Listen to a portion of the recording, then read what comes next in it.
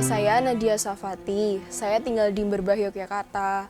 Nah, saya itu punya 3 kucing, jadi sebelumnya kucing saya tuh keadaannya tuh sehat-sehat aja. Cuman belakangan ini kayak muncul ruam-ruam merah kering gitu loh di sekitar telinganya. Nah, saya kira itu tuh nggak akan membahayakan kucing saya dan kalau dimandiin tuh bisa hilang. Jadi ya saya nggak bawa ke klinik. Perkenalkan, nama saya Anton. Saya berasal dari Merbah, Sleman. Sejak kecil, saya tidak pernah mempunyai hewan peliharaan khususnya kucing. Akan tetapi, di sekitar rumah saya banyak sekali kucing liar yang berlalu lalang. Seringkali saya melihat kucing itu menggaruk-garuk ke telinganya, seakan-akan merasakan gatal sekali di bagian telinga. Kemarin sore, saya sempat melihat kucing itu dari dekat. Ternyata penyebab kucing itu menggaruk-garuk telinganya karena terdapat luka kering kemerah-merahan. Saya tidak tahu itu luka biasa atau penyakit yang dapat menular ke manusia. Saya sebenarnya ingin mengobatinya, tetapi saya tidak tahu caranya. Dan saya takut kalau luka itu dapat menular ke saya. Antusiasme masyarakat dalam memelihara hewan kesayangan akhir-akhir ini sangat meningkat drastis. Namun hal tersebut tidak dibarengi dengan pengetahuan dan pemahaman akan potensi penularan penyakit dari hewan kesayangan ke manusia. Salah satu penyakit yang dapat ditularkan dari hewan kesayangan ke manusia adalah penyakit skabies. Dalam video dokumenter kali ini, kami telah merangkum informasi dari berbagai narasumber. Berikut ulasannya.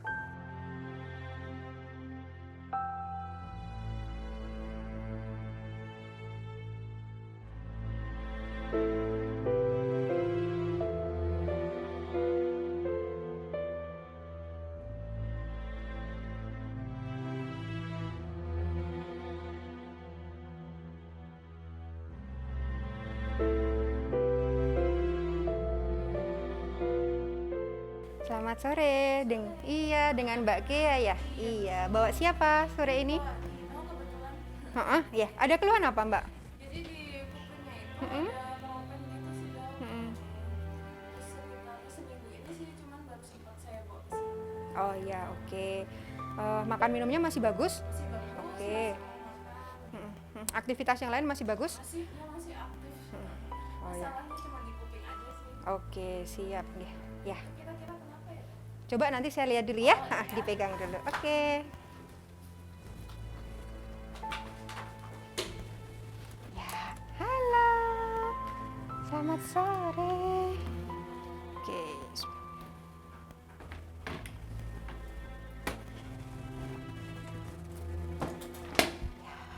Oh, ini ya.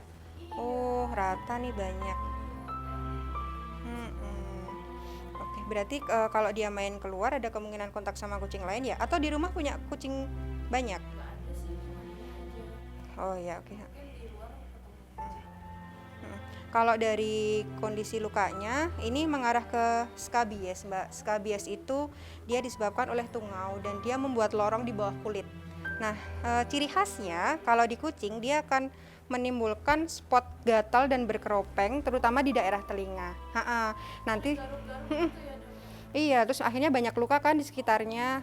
Nah, untuk memastikan nanti akan saya ambil sampelnya dari keropengnya, jadi nanti akan saya kerok, mungkin akan sedikit berdarah ya, mohon maaf sebelumnya.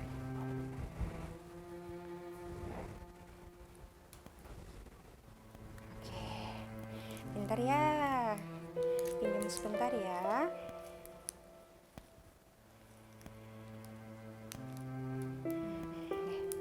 Oke, maaf ya, saya ambil ya.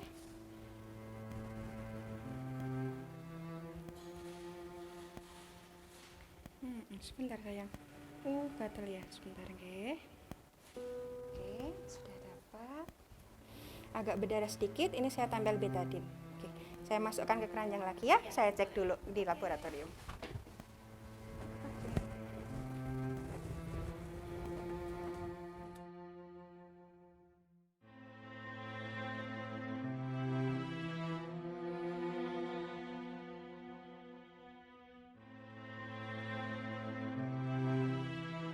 Skabies disebabkan oleh ektoparasit tungau Sarcoptes scabiei.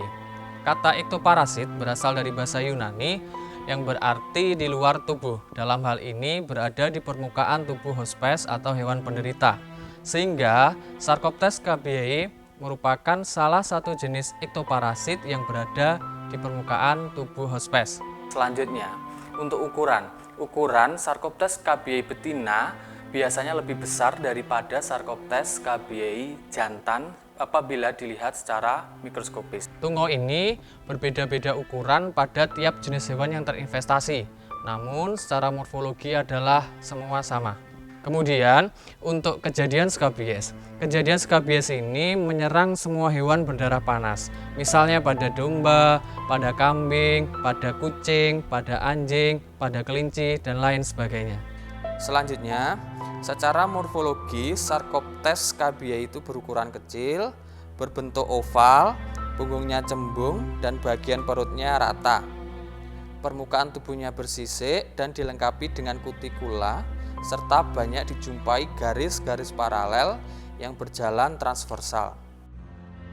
Siklus hidup mulai dari telur, larva, nimfa, kemudian menjadi jantan dewasa dan betina dewasa muda dan matang kelamin.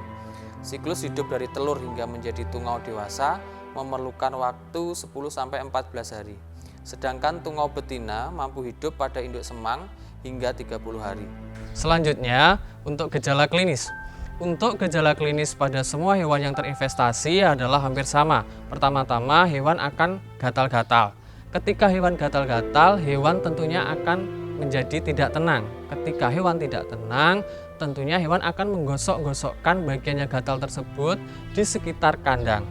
Nah, apabila hal ini tidak segera diatasi, tentunya akan menyebabkan atau timbul pelipatan atau penebalan kulit disertai pembentukan keropeng pada hewan penderita. Selanjutnya, walaupun angka morbiditas ataupun angka kesakitan dari kasus skabies adalah tergolong rendah, namun apabila ditelusur atau ditelisik dari sisi perekonomian akan sangat berpengaruh. Karena kenapa? Pada kasus skabies tentunya akan terjadi penurunan produktivitas, baik penurunan berat badan, penurunan produksi susu, dan lain sebagainya. Selanjutnya, untuk distribusi lesi. Untuk distribusi lesi pada tiap jenis hewan yang terinvestasi adalah berbeda-beda. Yaitu pada kucing, pada kambing, pada domba, itu biasanya dimulai pada daun telinga untuk keraknya itu sendiri atau keropeng. Beda cerita dengan pada sapi, yaitu pada paha bagian dalam. Atau pada babi itu misalnya di seluruh tubuh. Selanjutnya untuk penularan. Bagaimana penularan pada kasus skabies ini bisa terjadi? Yaitu adanya kontak langsung antara hewan penderita dengan hewan yang sehat, ataupun melalui media ataupun beberapa peralatan yang berada di sekitar hewan penderita. Selanjutnya terkait cara diagnosa. Bagaimana cara mendiagnosa bahwa hewan tersebut adalah positif skabies, yaitu dengan melihat gejala klinis yang sangat menciri. Apa itu? Bahwa hewan penderita skabies yaitu menunjukkan adanya gejala klinis dengan pembentukan keropeng. Berawal dari gejala klinis di sini didukung dengan uji diagnosa selanjutnya. Uji diagnosa yang sering dilakukan di lapangan untuk kasus skabies adalah dengan mengerok pada bagian keropeng itu hingga berdarah. Selanjutnya diletakkan pada objek gelas, ditetesi KOH 10%, ditutup dengan deglas, dan yang terakhir diamati di bawah mikroskop. Nah, apabila positif skabies maka akan teramati morfologi Sarcoptes scabiei di bawah mikroskop. Adapun uji pendukung lainnya misalnya adalah uji ELISA. Untuk uji-uji kasus skabies ini tentunya akan terus berkembang mengikuti perkembangan zaman dan teknologi.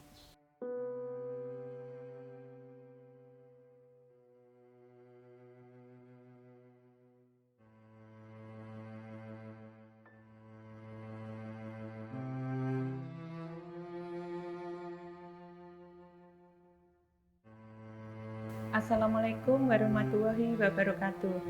Saya Profesor Dr. Hewan Ida Cahayati MP adalah Direktur dan Pemilik Klinik Hewan Jogja atau terkenal dengan nama KHJ. Animo masyarakat untuk memeriksakan hewannya untuk menjaga kesehatan sangat luar biasa. Terutama pasien-pasien yang menderita skabies sangat luar biasa datang ke Klinik Hewan Jogja. Untuk treatment atau pengobatan skabies ini tergantung dari berat ringannya penyakit. Untuk penyakit skabies yang ringan itu bisa dengan pengobatan 2 kali sampai 3 kali injeksi. Ya, untuk yang sedang mungkin bisa sampai 3-4 kali injeksi. Kemudian untuk yang berat ini biasanya sudah terkontaminasi atau koinfeksi dengan adanya infeksi bakteri dan infeksi jamur. Nah, untuk pengobatan yang berat tentu saja tidak hanya dengan injeksi cukup, tetapi harus dikombinasi dengan mandi atau dipping ya. Di sini bisa menggunakan Fulmetrin ya, bisa menggunakan Permetrin, bisa menggunakan Imidacloprid, mungkin bisa dengan Moxidectin ya.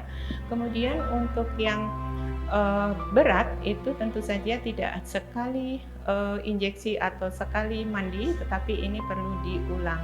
Nah, kemudian untuk pencegahannya tentu saja hewan-hewan atau anjing dan kucing ini harus dipelihara dengan baik. Dalam hal ini adalah harus diperiksakan secara rutin. Jadi dilakukan pemeriksaan rutin, dilakukan grooming ya. Nah, nanti dengan grooming ini maka bisa mencegah terjadinya skabies. Nah, skabies juga ada sekarang pencegahan yaitu menggunakan kalung ya. Sekarang ada kalung yang digunakan untuk anjing dan kucing dan itu bisa mencegah skabies ya. Nah, kemudian yang perlu diketahui bahwa pada pemeriksaan, perlakuan grooming ya ini harus melakukan glove. Kenapa demikian? Karena memang dari aspek zoonosis, skabies ini bisa menular ke manusia ya. Jadi dari anjing kucing yang skabies ini bisa menular ke manusia, sehingga kita harus hati-hati karena tadi sekali lagi bahwa sifatnya adalah zoonosis. Nah, untuk itu maka ketika perawatan ya para dokter ya, para medis ya dan juga pemilik ya, owner dari anjing kucing yang menderita skabies harus menggunakan glove. Terima kasih. Wassalamualaikum warahmatullahi wabarakatuh. Pemahaman masyarakat terhadap penyakit skabies merupakan hal penting untuk diketahui dalam mencegah dan mengendalikan penyakit tersebut, terlebih dari dampaknya yang bersifat zoonosis. Dengan video dokumenter kali ini, kami berharap masyarakat dapat mudah memahami seputar penyakit skabies dan secara proaktif melakukan tindakan pencegahan dan pemberantasan, serta memahami dampak dari sifat zoonosis, sekaligus mengetahui langkah-langkah apa yang harus dijalankan. Terima kasih.